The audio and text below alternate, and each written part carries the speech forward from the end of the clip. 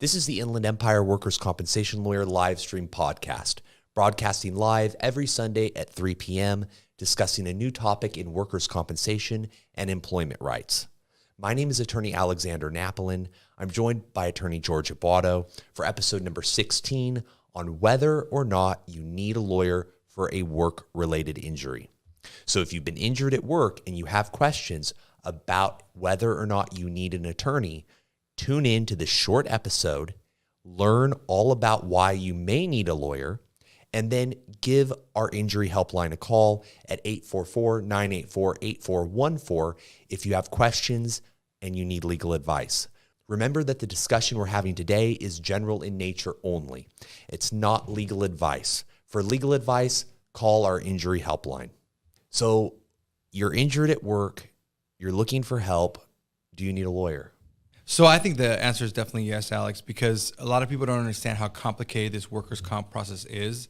If they have already reported the injury, we're talking about a situation where they might have gotten hurt at work and immediately they were given the paperwork, they reported the injury, they filled out the paperwork, and now they're in the workers' compensation system. They're in the process of it already.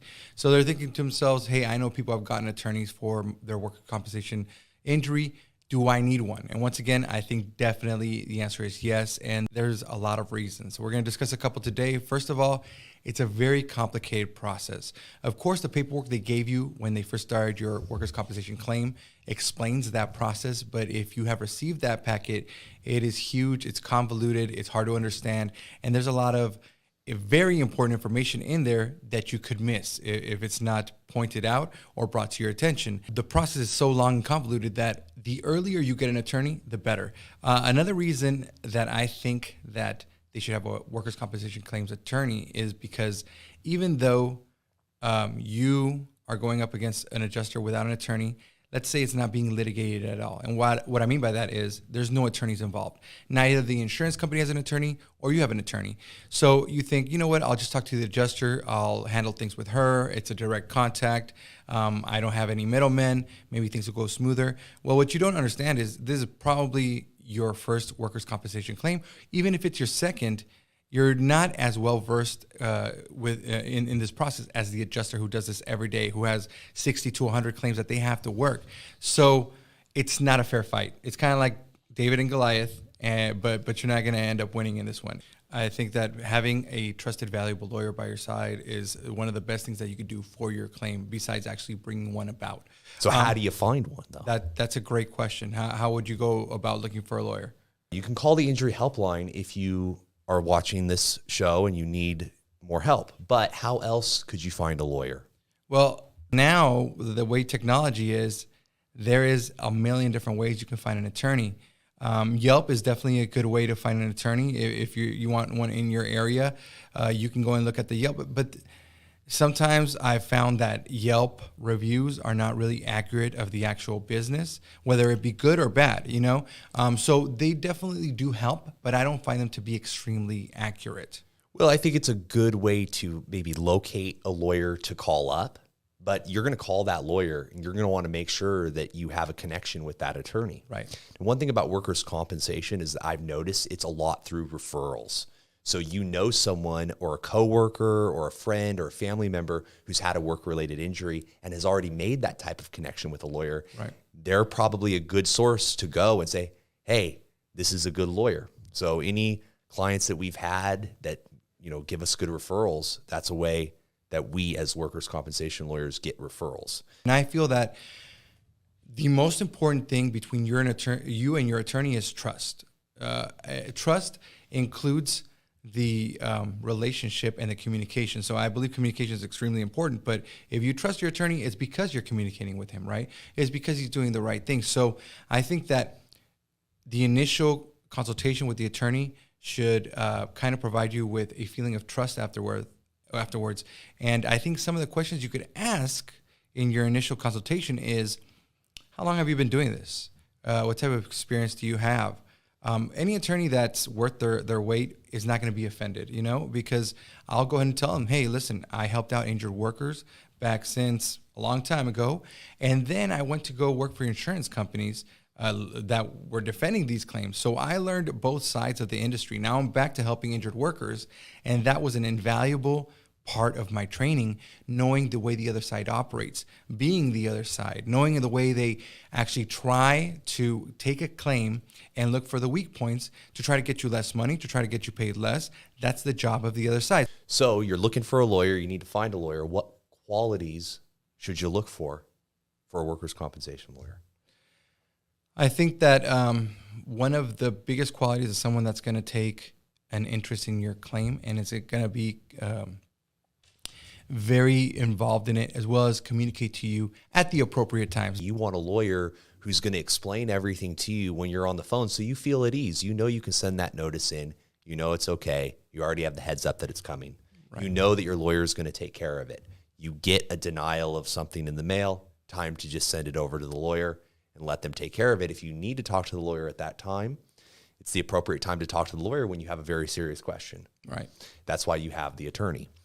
So you want to find a lawyer around where you probably, got hurt. Yeah. You don't want a lawyer in Sacramento for a case that you were hurt in Pomona or Ontario or the Inland Empire. You want Inland Empire lawyers. That's why we're here. So if you've been injured in San Bernardino County, Riverside County, or Los Angeles County, we're here. Los Angeles County's right bordering. We got Pomona, Covina, La Puente, all of those areas we also service. Right, San Bernardino, Riverside. And the good thing about us, just quickly, is that we are very comfortable and very knowledgeable in all those courts with the judges as well as with the attorneys. So we service all of Southern California, but we're here right now at in the Inland Empire, bringing this information to you. But once again, you want a lawyer that's close to you, that can get medical treatment that's close to you as well. And one last thing, you want a lawyer that you can trust, Alex. So do your research. Yeah, go online, do your research. Once again, try to see if this lawyer that you're going to be talking to has those qualities that we discussed. And once again, when you're speaking to them, ask them the questions that you feel you need to ask them. And if they give you good responses, if you feel that connection and that trust, definitely that's a good lawyer to go with. Yeah, you should do it as soon as possible, right? I mean, if you've been injured at work, you need to be on the search quick. Right.